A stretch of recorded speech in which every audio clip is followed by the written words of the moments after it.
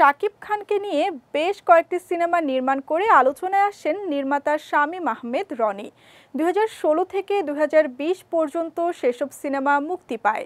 তরুণ উদীয়মান নির্মাতা হিসেবে অনেকেই তাকে এগিয়ে রাখতেন সে সময়। তবে ধীরে ধীরে চিত্র পাল্টাতে থাকে।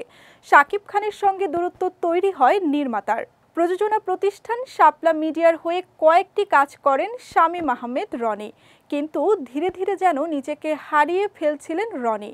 নির্মাণের মুন্সিয়ানার চেয়ে শাকিবের সঙ্গে দূরত্ব এবং শাপলা মিডিয়ার সঙ্গে ঘনিষ্ঠতা সমালোচিত করছিল তাকে।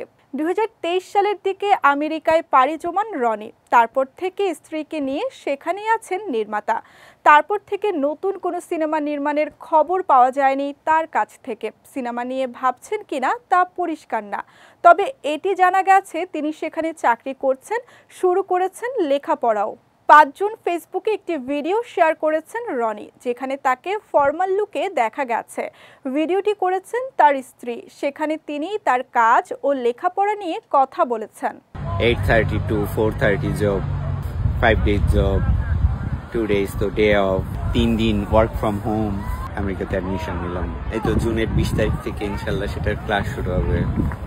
ভিডিওতে আমেরিকার জীবন নিয়েও কথা বলেছেন রনি। সেখানে তার কি ভালো লাগে কি ভালো লাগে না সেগুলো জানিয়েছেন তিনি। তবে সিনেমার পরিকল্পনা বা সিনেমা নিয়ে কোনো কথা বলতে শোনা যায়নি তাকে।